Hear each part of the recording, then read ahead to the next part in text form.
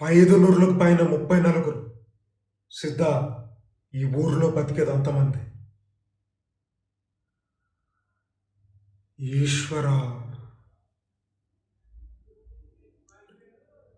9 గోళాలు, 12 రాసులు, 27 నక్షత్రాలు, మొత్తం 48 రోజులు, ఒక మండలం.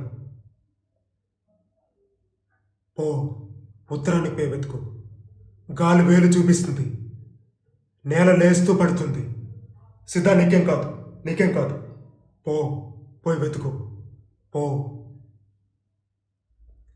పుష్యమి నక్షత్రాన 28 ఏళ్ల కింద పుట్టాడొకడు. నేరేడు పనులాంటి కళ్ళు, అరిటాకంత చెయ్య, తుఫాన్లా పరిగెడతాడు.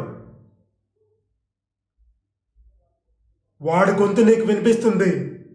వాడి దగ్గర ఉంగానే పంచభూతాలు గొంతెత్తు చెప్తాయి. నేల ఒళ్ళు విరుచుకుంటుంది సిద్ధ. ఇసక కసిపుట్టినట్టు లేచి ఆడుతుంది. వాడు ఉస్సురణంగానే గాలి ఓరుమంటుంది.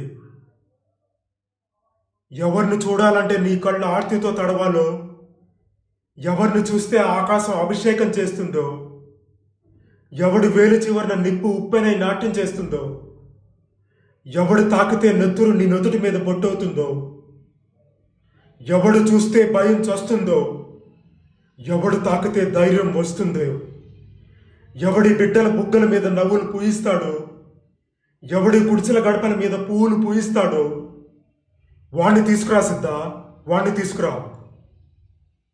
సిద్ధ, భద్రం. వాడి కళ్ళల్లో కళ్ళు గడపకు. గొంతుతో కాదు, గుండెతో రమ్మని. మన వైపు వచ్చేసాడా ఊరు బతికినట్టే. పాక మొదలకు పట్టుకురా. వెళ్ళు.